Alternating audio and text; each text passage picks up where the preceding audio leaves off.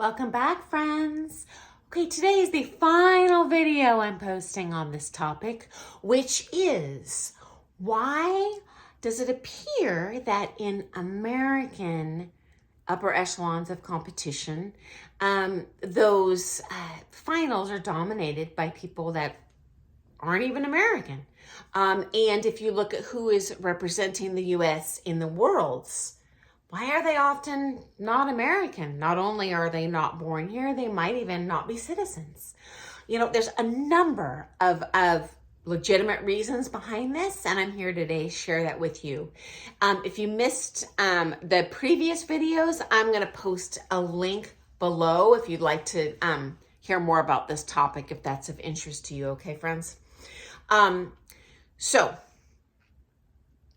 I find in the American culture, we tend to have a very heavy emphasis on the social dancing aspect of ballroom dance compared to the rest of the world.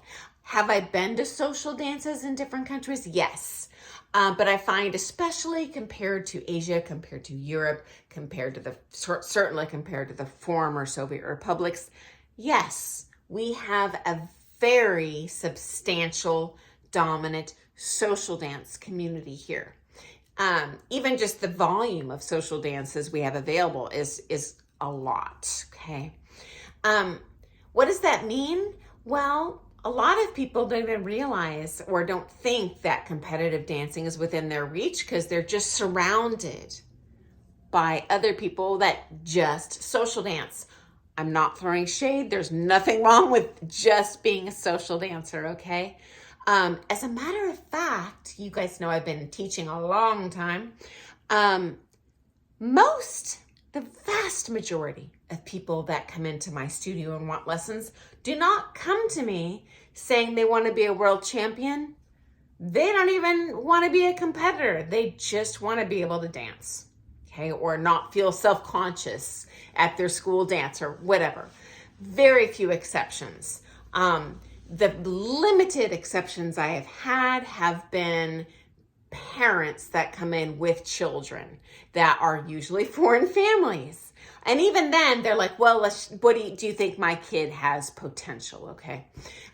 Or if it's a little bit older child, I do see, for example, I've seen several times, parents, American families with, kids that are in ballet, that for whatever reason, they don't have the natural turnout for that style. They might not be able to maintain that tiny weight because they're, 6 feet tall, whatever. In that case, they're looking to already pursue ballroom dance hardcore. They already have really pursued ballet hardcore, which you definitely have to do from a young age. So anyway, there's always an exception. But I do find also, with that kind of early focus on my kid's going to be a ballroom dancer, I have seen many, and I am painting with a broad brush here, Asian families, former Soviet bloc families, push their kids super hard.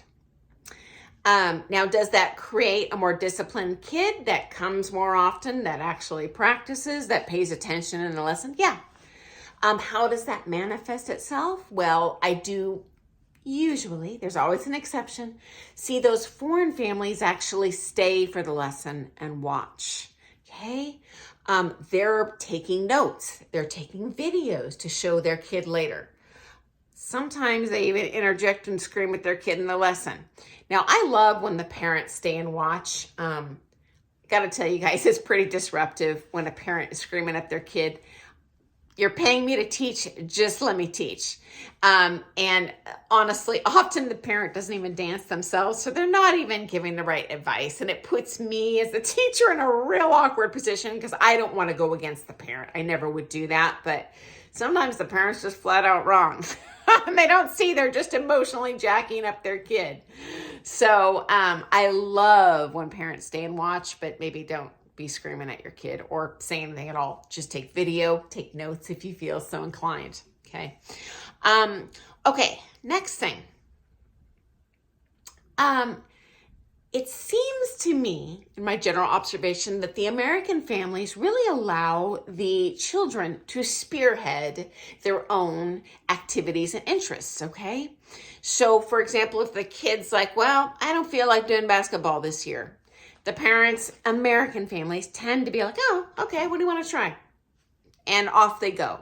And those missed opportunities and kind of that lack of pressure, obviously they're not going to be able to dance as much. They're not going to have that ability just in terms of time to really become a good dancer.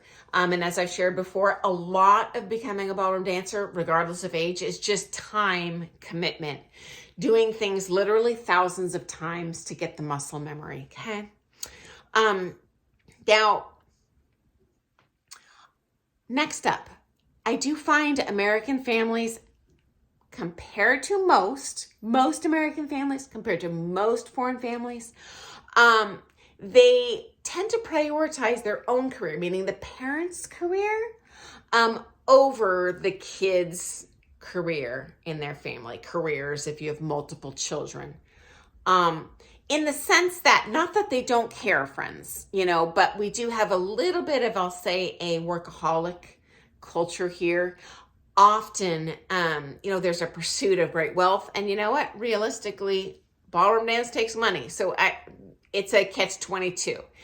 Both parents are working hard to be able to provide the best they can for their kids and to pay for a boatload of dance lessons, okay? So here, there tends to be more of a sense, in my observation, of the American families. If the kid is struggling in something, ask your teacher for help. I do find often the foreign families are right there with the kids, butts and elbows trying to help them out. So in my studio, like I said, the families are more likely to watch, more likely to try and help. Though, again, I don't recommend actually actively helping, but it's just something I see. And I do think that really puts a fire under those kids' butts. And that might be why you're seeing a lot of foreign families in your family with kids dancing. And then those kids kind of dominating the competitive aspect of the ballroom dance, and hence the performance aspect of ballroom dance. So even though statistically I'm going to see, as a teacher, for me, in my experience, a heck of a lot more of Americans, students of any age, I'm going to see a heck of a lot more, both the kids and the adults, really pursuing hardcore specializing, going to that kind of competitive level and performance level, okay? Okay, next up. American universities run a little bit different than universities outside of the country. The universities here not only prioritize like these standardized exams, but there is a heavy focus here on extracurricular activities.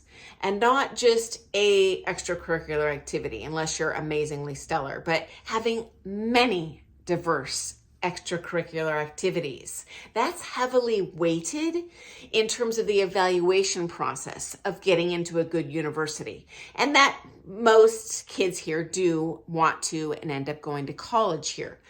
But if you want to get into that elite school, you know what? You got to be in orchestra. You got to volunteer with your church. You got to be on the basketball team. You need to have done an exchange program. You have to have a very diverse extracurricular life, which does not lend itself to really specializing in anything, including ballroom dance. So again, our American culture tends to prioritize specializing in adulthood, but not childhood. It tends not to happen until the collegiate years. Now, to reiterate, I recognize that every single family is unique. I am painting with a very broad brush.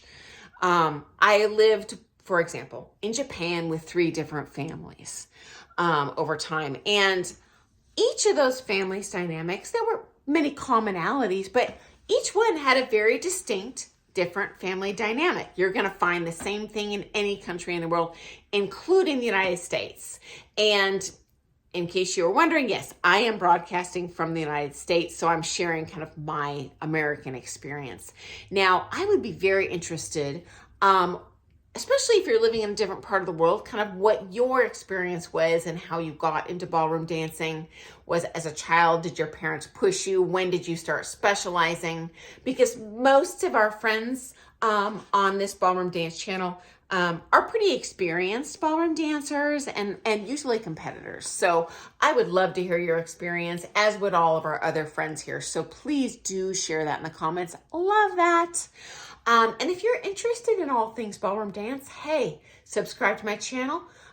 We share things almost every day with different cultural topics, as well as usually one kind of dance video a week as well. And I really appreciate you joining me today. I hope to see you in the morning. Happy dancing. Bye, guys.